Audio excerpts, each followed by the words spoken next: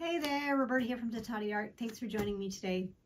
I was in my studio cleaning up and came across a tablet pad of mineral paper, which I haven't had a chance to even test yet. So I thought today would be a perfect day to do a short video where I test the mixed media that I use most on this mineral paper.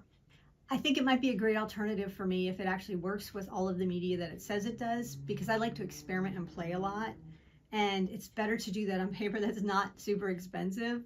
And Yupo paper I find is just too, because it's 100% plastic, it just takes too long to dry, and it's too hard to really control wet media. And of course, watercolor paper, the good watercolor paper, is expensive as well. So it's not really one of those things I want to spend time doing experiments on. I'd rather use those for my final pieces. So I'm gonna go get it set up and we'll test it and see what works and what doesn't work, and maybe it's an option for some of the projects you're working on as an artist. So I have here some mineral paper. I saw another artist using it for these very fluid ink projects that she was doing, and I'd never heard of it, so I did a little bit of research on it. And they say that it's supposed to work with like all of these different media, both wet and dry media. So I thought I would give it a try as potentially an option for doing some experimentation or when I want to try things before I do a final painting. So I got, this is a 9x12 tablet. It's got 20 sheets. It's 100 pounds, so it's lighter than Yupo paper or watercolor paper. It is not a synthetic paper, however. It only has 20% of the polypropylene plastic in it. The other 80% is calcium carbonate, which is the mineral in the mineral paper.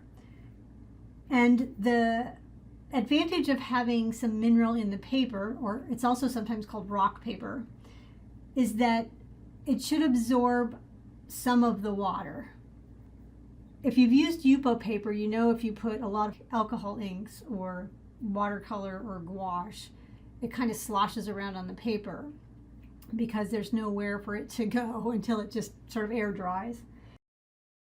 So I'm hoping that maybe this will give an option kind of in between watercolor paper and Yupo paper, where there's some control, but you still get that beautiful kind of fluidity, especially with watercolor and wet media. So let's give it a try. Now I'm not going to try all of these, otherwise this video would be like way too long. So I picked things that I would normally use as far as in my work that I would do. So let's try out some watercolor. So I have my handy little watercolor palette here. And this is probably going to be the one that would be the most interesting to me, because I know when Yupo paper first came out, it said, oh, it's great for watercolor.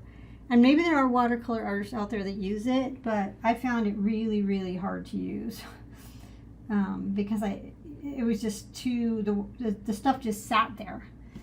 You're getting the same kind of effect here. It's not really moving too much. And you'll see this, it doesn't have a shine to it like Yupo paper does. And you see how it's really thin. It feels really thin. It feels kind of velvety. But if I put watercolor on here, and I just put some clear water on here, it does act a little bit like Yupo paper in that obviously the pigment's going to run into where the water is. You know, and if you kind of slosh it around, you can get it to move.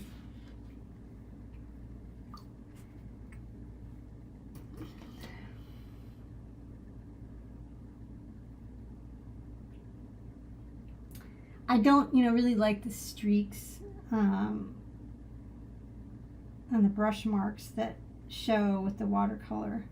Now that was a flat brush. I could try around.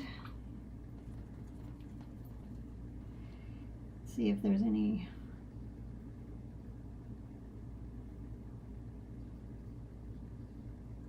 Yeah, I think for fine watercolor, like something that a professional artist would use or want to keep and sell, I think this is going to be challenging. Now, there may be artists out there that love Yupo paper because they paint very wet on wet. But I don't see how you could get a lot of detail with this kind of paper with watercolor. All right, so let's try the acrylic paint. Now I just have some golden acrylics here. They're just these little tubes. So let's give them a try. There's, you know, sort of more full body acrylics and ones that are a little bit more soft. So this would be like painting on, you know, a gesso panel, or, you know, if you like to paint, I like to do mixed media stuff on watercolor paper sometimes, which it still has a texture. This has no texture at all, so you can get pretty smooth with your brush marks on here. So for somebody who likes to paint super realistic, this might be a good option because you don't have the texture of the canvas to fight. And it's definitely cheaper than, you know, buying wood panels. You could certainly mount this on a wood panel afterwards if you want.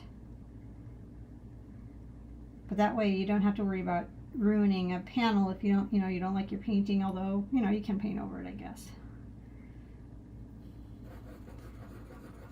And it scrapes away pretty good. So I think it could work for acrylic paints. All right, let's try pen and ink. So I have this black cat. It's just a Blick, like India ink.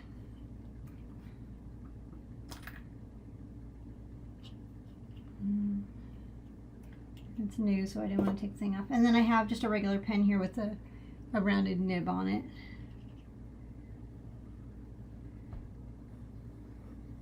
Oh, that's nice. For those of you who like pen and ink or do a lot of pen drawings, it just glides on. It's really quite nice. Now, the only downside I could see is that it may take a little bit longer to dry than something like a mixed media paper or a Bristol paper, or even the hot press watercolor paper.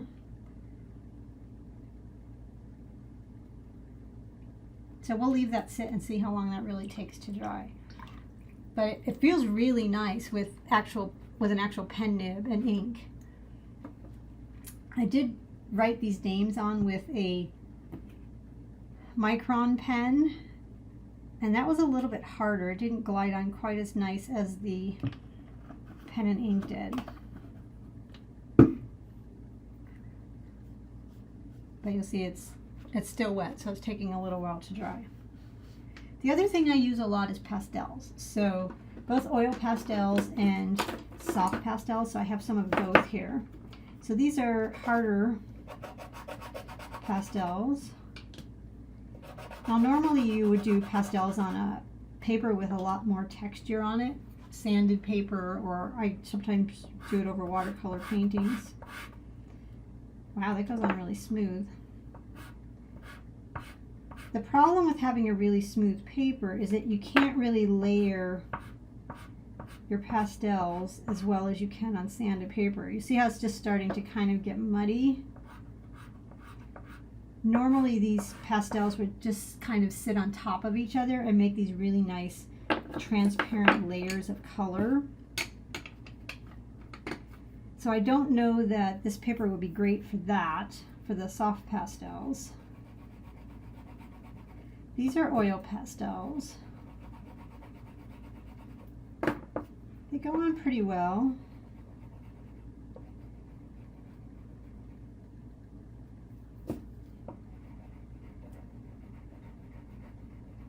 Yeah, you could use oil pastels on here. It starts to get a little thick. Because this isn't super slick, it's a little bit harder to, they don't glide as nicely as like the ink or the other pastels or the acrylic paint, but they certainly work. And then there's something, they say it's good for drawing, right? So let's try just a regular pencil. You know, maybe, I don't know, let's yeah, it works really nice with a pencil. I also have this art graphite stick. My fingers are a little bit dirty from the pastel. Let's see if it smears. Wow, it doesn't really smear. My finger was wet, that's why that smeared. In fact, let's wet it and see what happens. Wow, so you could use water-soluble graphite on here, or if you like to do thumbnails and stuff with graphite, we certainly could use it for that. But it draws really smooth. And finally, I brought in some colored pencils.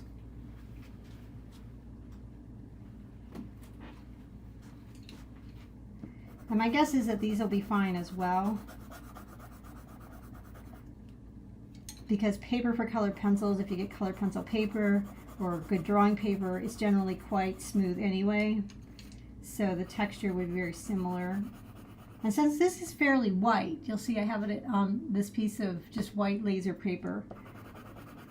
The colors stay pretty vibrant and true. Not too bad. I don't know how well it'll blend. It kind of just sits there, but I think it would be okay for colored pencils. I definitely like it for pen and ink. You'll see the watercolor still isn't dry. With regular watercolor paper, it would be totally dry by now. And of course, with something like Yupo paper, it would still be really wet. The acrylic is pretty much dry. I think it could work for acrylic as well, at least especially for sketches or thumbnails or just studies. I didn't really like it for pastel, and I'm not sure I would use it for colored pencils.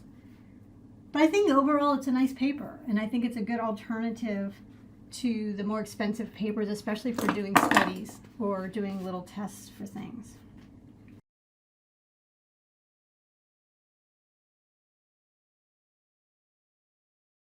And I did do a couple of pages where I basically used acrylic ink.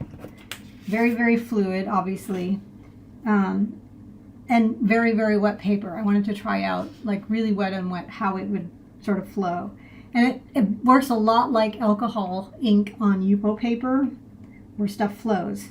So that I really liked. So if you like using alcohol ink on Yupo paper, this might be a good option for paper. Or if you don't like the smell of alcohol inks, you could switch to acrylic inks and use this, obviously, or on Yupo paper. But there's just here's a few tests that I did with the ink. And I liked them fairly well. I think they flowed really nice. It just took forever for them to dry. But I do think mineral paper is good. I think I'll keep trying it and see if there's other things that I can do with it that makes it a little bit better than wasting all of my good paper. The 9x12 tablet was only, I think, like $11.30 for the 20 sheets. So, you know, if you got something comparable in watercolor or Yupo, I think it's about $30. So I think it may make a great alternative, and I'll use up the rest of the paper and see if I like it still after I've had it through the paces a little bit more.